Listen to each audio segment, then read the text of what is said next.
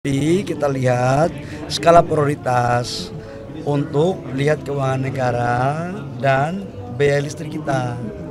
Jadi PLTU saya lihat masih salah satu hal yang harus kita pertimbangkan karena dia kan biayanya kan cuma 5 sen, 6 sen. Kalau kita pakai energi baru terbarukan kan di atas 10 sen.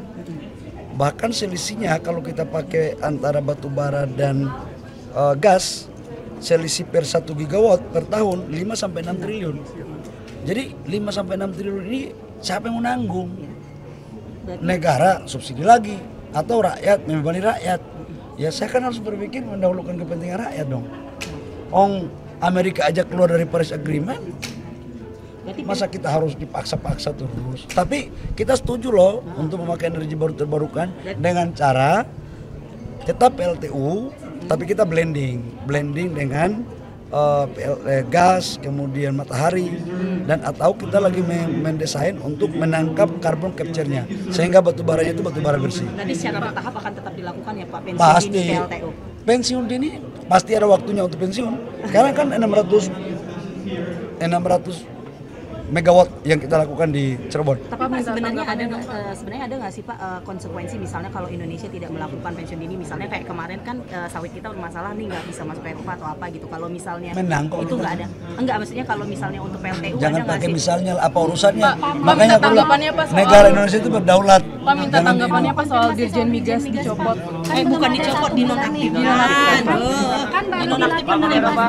Ya itu biasa, bagian dari konsolidasi dari institusi ya. Itu ada Biasa. hubungannya sama kemarin kemarin menggeledah kantor Dirjen Migas. Kalau kemarin kan saya yang dapat informasi penggeledahan itu kan terkait dengan impor crude ya 2018 sampai 2023. Ya udah itu persoalan pergantian urusan Tapi nonaktif benar internal. Nonaktif benar ya Pak? Gara-gara LPG kemarin Pak. Gara-gara Karena sesungguhnya saya sudah terlambat, harusnya jam 4 kurang 15 menit. Tapi karena masih urus gas LPG, kemudian terlambat gitu kan. Jadi saya harus tetap, tapi karena ini persoalan forum yang sangat bagus, maka saya datang. Bapak Ibu semua, saya mau jelaskan dulu tentang kondisi posisi bangsa kita dalam konteks minyak kita, energi kita, khususnya energi fosil. Kita tahu bersama bahwa pada tahun 96-97 waktu itu masih mahasiswa, negara kita salah satu penghasil negara minyak yang paling banyak di negara-negara OPEC. Lifting kita waktu itu kurang lebih sekitar 1,6 juta barel per day, dan konsumsi kita kurang lebih sekitar 500 sampai 600 ribu barel per day. Dan ekspor kita waktu itu kurang lebih sekitar 1 juta barel per day. Dan total pendapatan negara kita tahun 96-97 40 sampai 50% itu bersumber dari oil and gas. Kemudian reformasi, seiring waktu berjalan, banyak perubahan-perubahan yang kita lakukan, termasuk rekomendasi IMF. Ketika kita mau dibantu waktu itu, dokternya ini IMF. Dokter ini agak salah-salah juga Bang Hatip. Nah ini saya membuktikan dokter yang salah ini. Dia suruh kita untuk merubah undang-undang migas. Apa yang terjadi? Tren lifting kita pasca 96-97 itu menurun terus. Kemudian sampai dengan 2008 kita agak naik sedikit karena kita dapat Banyu Urip sampai dengan 2016. Kemudian apa yang terjadi Bapak Ibu semua, lifting kita sekarang tidak lebih dari 600 ribu barel per day. Konsumsi kita sekarang 1.500 sampai 1.600 barel per day. Jadi kondisi tahun 96-97 itu berbalik sekarang. Makanya impor kita sekarang 1 juta barel per day. Karena kita hanya kapasitas kita 600 ribu barel. Kapal SKK Migas rambutnya udah nggak bisa tumbuh sekarang karena lagi mikir tentang bagaimana menaikkan lifting minyak tiap hari. Ini kondisi kita. Kemudian saya cek, kebetulan saya baru jadi Menteri ESDM beberapa bulan dan background saya tidak pernah di minyak.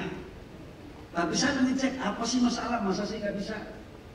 Nah, setelah kita dalami Bapak Ibu semua, ternyata potensi sumur kita itu ada kurang lebih sekitar 44.000 lebih, 44.300 sumur yang ada di Indonesia. Dari 44.000 itu kurang lebih itu yang berfungsi hanya kurang lebih sekitar 16.000 lebih. Itu yang berfungsi. Dan sumur-sumur ini sudah tua-tua juga.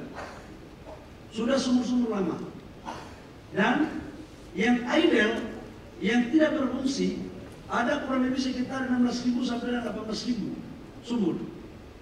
Dan dari situ kita cek lagi sumur yang masih bisa dioperasikan, yang masih bisa digarap, itu ada kurang lebih sekitar 7.000 sampai 8.000 sumur. Nah kemudian saya cek lagi, apalagi ini masalah. Saya biasa dulu waktu jadi pengusaha kan suka membuat masalah dan mencari masalah.